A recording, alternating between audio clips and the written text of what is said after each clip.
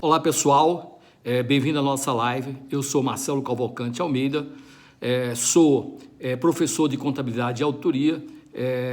Hoje nós vamos falar um pouco sobre arrendamento mercantil dentro do escopo do FRS 16/CPC 06R2. Vamos falar sobre o critério de mensuração subsequente do direito de uso do ativo, tá certo? Direito de uso do ativo subjacente, quer dizer, depois do registro do direito de uso, como é que é feito o registro na escrituração mercantil da locatária. Eu tomei nota de algumas perguntas aqui específicas sobre esse assunto, tá certo? Que são feitas, pessoas que participam dos nossos cursos, né? Professores, profissionais, alunos, etc. E a primeira pergunta é o seguinte: qual o critério de mensuração inicial do ativo de direito de uso na locatária para registro inicial? O registro inicial do ativo de direito de uso é pelo valor de custo, né? Seria o passivo contratual, que está do contrato de arrendamento trazido a valor presente. Inclusive, nós já tivemos até uma live sobre esse assunto, mas custos, gastos pagamentos efetuados pela locatária ao locador, tá certo?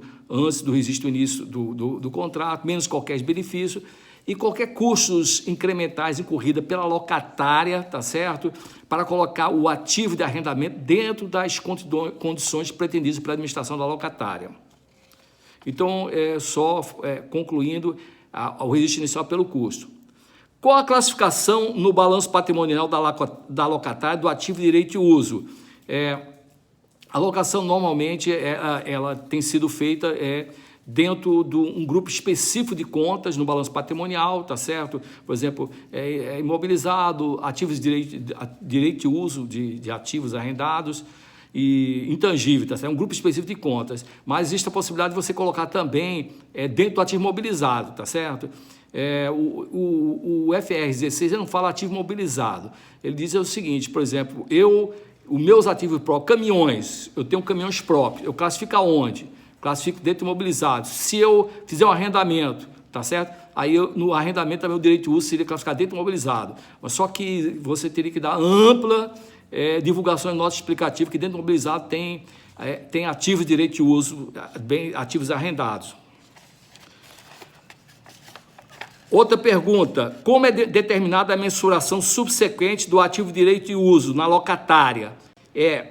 O custo menos depreciação acumulada, calculada de acordo com o CPC 27, e menos perda acumulada com o impairment, tá certo? Então, o custo, ele é depreciado, tá certo? Eles chamam depreciado, tá? Embora muita gente pense, não, isso aí não é direito de uso, teria que ser amortizado, não. Eles chamam depreciado porque o ativo subjacente normalmente é um ativo fixo, tá certo? Então, você deprecia de acordo com você deprecia os seus bens imobilizados, tá certo? Usando aquela metodologia, método linha reta, método decrescente, método da produção, tá certo? Quantidade produzida, etc. E aqui no Brasil a gente sabe que 99% das empresas usam o método linha reta, ok? E menos perda acumulada por impairment. Essa perda do impairment, a gente já sabe que se houver evidência que aquele direito de uso estaria deteriorado, você teria que aplicar os conceitos do CPC 01, tá certo? Que você teria que ver o valor justo, menos despesa para venda, e o valor em uso, que é o fluxo de texto contado, quer dizer, daquele ativo, quando ele vai gerar de fluxo de caixa para a empresa, para a locatária, e daí pega o maior valor e compara com o valor do ativo de direito de uso, tá certo? Valor contábil. Se o valor contábil estiver maior, você constitui uma provisão para perda de impairment. Um outro ponto também, que aquele custo que está lá do ativo de direito de uso, que você reconheceu inicialmente, lá debitou o ativo, e substancialmente creditou lá o passivo de arrendamento, aquele custo, ele pode ser e ele deve ser alterado subsequente, tá certo? Exatamente. Aquele custo que está no ativo mobilizado, ele é alterado subsequentemente por algumas transações que ocorrem no passivo de arrendamento, certo? Que eu vou conversar com isso mais uma pergunta na frente. Como é determinado o prazo de depreciação do ativo de direito de uso? O prazo, normalmente, qualquer contrato de arrendamento é o contrato de arrendamento, tá certo? É o prazo do contrato, tá certo? Se a vida útil do ativo for menor, é essa vida útil, tá certo? Então, normalmente é o contrato de arrendamento. Só que pode acontecer o seguinte, que você teria que ler o contrato, que alguns contratos de arrendamento, eles transferem para a locatária, tá certo? O ativo arrendado, muitas vezes sem custo, no final do contrato. Aí, nesse caso, você usaria o quê? A vida útil do ativo. Ou se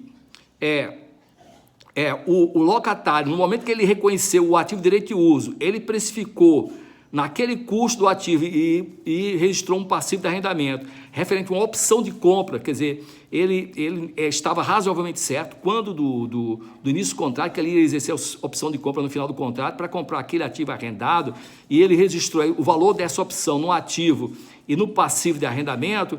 Então, nesse caso, ele também trabalharia com a vida útil do ativo, tá certo? E não com o prazo do contrato de arrendamento. Uma outra situação em que situação, outra pergunta, que essa é a pergunta, eu diria, mais complicada, em que situação o custo do ativo de direito de uso é ajustado subsequente em contrapartida com a mensuração do passivo de arrendamento? Então, a pergunta é assim, eu registrei o ativo de direito de uso, debitei um ativo, 1.000, e creditei o passivo de arrendamento, 1.000, tudo isso a valor presente, tudo bem. Qual a situação que esse ativo de direito de uso poderia ser alterado? Existem várias situações que nós vamos ver em outras lives, tá certo? Sobre a remensuração do passivo de arrendamento. Tem várias situações que esse ativo de direito de uso ele é alterado. Mas eu acho que a principal delas, tá certo? Que diria, muita novidade para alguns profissionais que não tiveram tempo ainda de ler a norma, é que no Brasil, os contratos de arrendamento mercantil, de uma forma geral, generalizada, todos eles são indexados, tá certo? Você pega imóveis comerciais, IGPM ou IPCA, todos eles são atualizados, tá certo? Então, o que ocorre? No momento inicial que você registra o ativo de direito de uso, você registra o ativo de direito de uso e registra o passivo de arrendamento, tá certo? Subsequente, como esse passivo ele é atualizado por um índice previsto contratualmente, então o que você faz?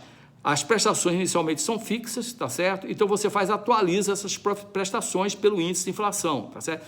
Depois você traz todas essas prestações que você atualizou, traz todas as prestações a valor presente, pela taxa inicial do contrato.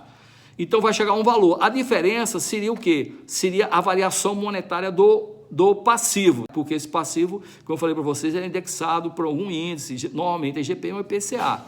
Então, você vai acreditar o passivo pela inflação, tá certo?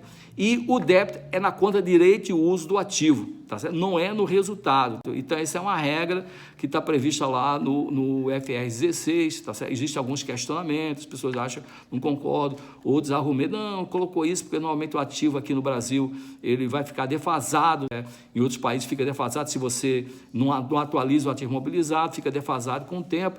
E isso é uma forma de você atualizar o ativo. E outro disse também, olha, se a gente reconhecer um passivo monstruoso no balanço da locatária, em função de você registrar todo o passivo de arrendamento de um contrato muito grande, tá certo?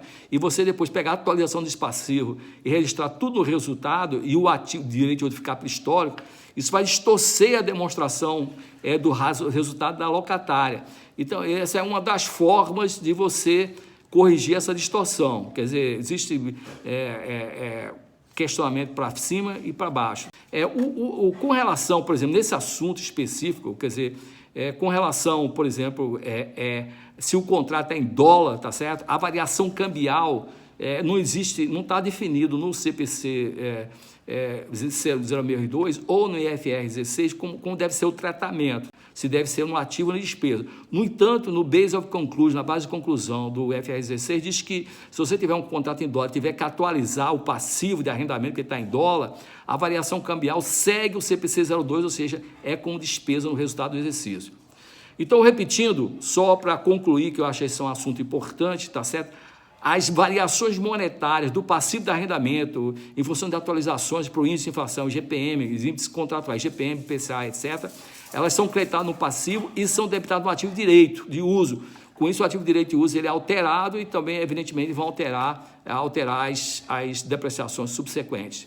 Pessoal, muito obrigado por assistir a nossa live. Eu vejo vocês numa outra oportunidade.